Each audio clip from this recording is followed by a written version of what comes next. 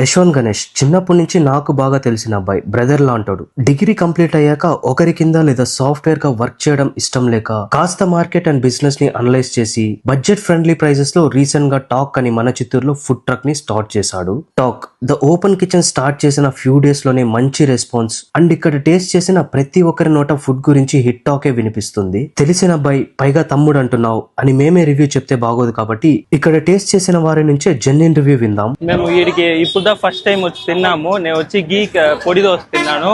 Super గా ఉంది, quality taste కూడా ఫస్ట్ క్లాస్ గా ఉంది. చాలా బాగుంది. యాక్చువల్లీ ఒక్క దోశ తింటామని వచ్చాము.